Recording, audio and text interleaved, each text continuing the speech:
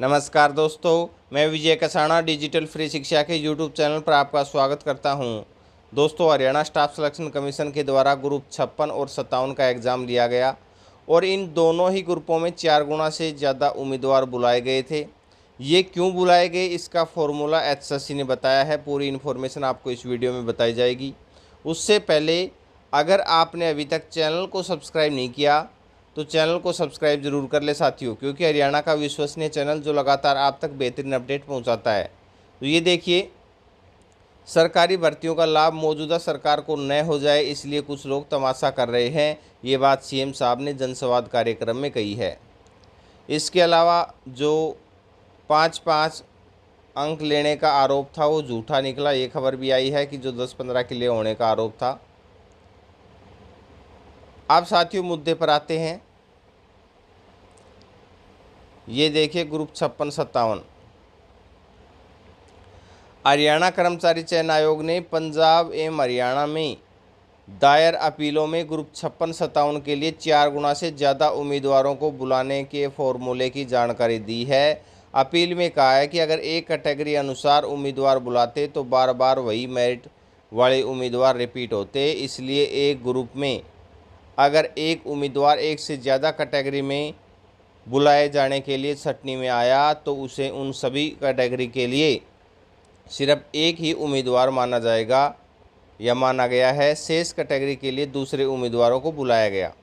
यानी कि साथियों, अगर वो 4 गुना के हिसाब से बुलाते तो एक ही कैटेगरी में, उन्होंने उदाहरण देकर भी बताया है, वो उदाहरण भी आपको दिखाएंगे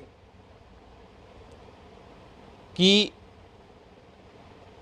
अगर एक ही कैटेगरी में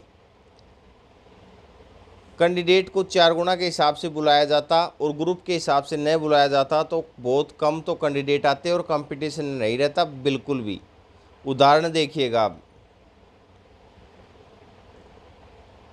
समूह के 4 गुना उम्मीदवारों के रूप में ये देखिए, दोनों खंडों के संयुक्त सामंजस्यपूर्ण पढ़ने के लिए एक उम्मीदवार जिसने एक समूह में विभिन्न श्रेणियों के पदों के लिए आवेदन प्रस्तुत किया है, उसे समूह के खिलाफ सभी पदों के लिए एक उम्मीदवार और समूह के 4 गुना उम्मीदवारों के रूप में व्यक्तिगत रूप से माना गया है। यानी कि साथियों, इसमें बहुत अगर आपको ध्यान से देखना है तो ये देखिए, जैसे यदि किसी ग्रुप में 4 कैटेगरी हैं और चारों कैटेगरी में, यानी कि हर कैटेगरी में 4 पद हैं साथियों, 4 कैटेगरी हैं और चारों ही कैटेगरी में 4-4 पद हैं, तो व्यक्तिगत रूप से अगर बुलाया जाता तो एक कैटेगरी, यानी कि कैटेगरी नंबर 1, 2, 3 और 4, ये हो सकता है दिन में हम आपको विस्तार से समझा भी दें।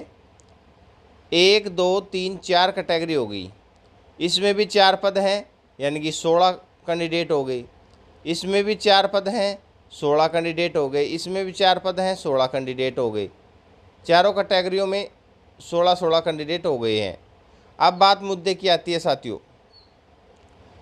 तो इसमें देखना ये होगा कि इन लगभग चारों कैटेगरी की योग्यता है वो सेम है, समान योग्यता है। इसका मतलब ये 16 कैंडिडेट भी वही थे, टॉप वाले आएंगे, ये 16 भी वही थे, ये 16 भी, यानी कि चारों कैटेगरियों में 16-16 कैंडिडेट सेम आए हैं, रिपीट हो गए।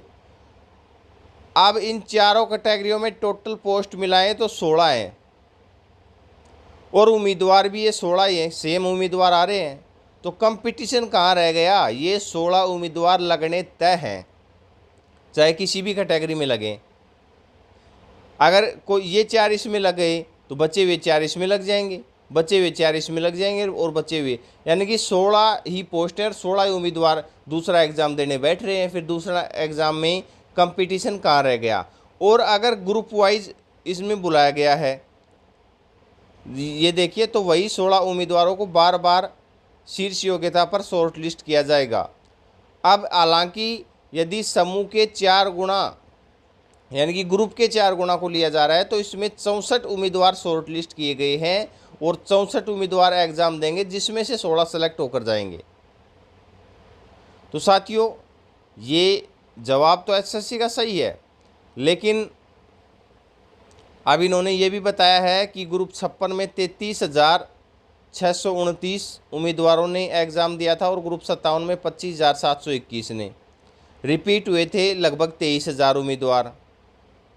तो साथियों, अगर ये देखिए एक उम्मीदवार को बार बार बैठने के लिए छांटा जाता तो दोनों ग्रुपों में लगभग 15,500 ही उम्मीदवार बैठ पाते।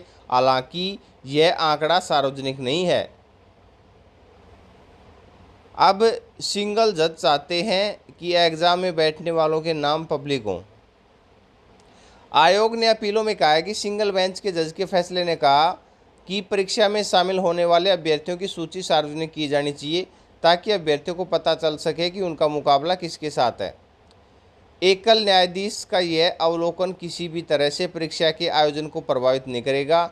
जिस उम्मीदवार के साथ वह प्रतिस्पर्धा कर रहा है उसका नाम पहचान परीक्षा के परिणाम को प्रभावित नहीं कर सकती, क्योंकि परीक्षा योग्यता के आधार पर उत्तीर्ण की जाएगी, न कि प्रतियोगी के नाम के आधार पर।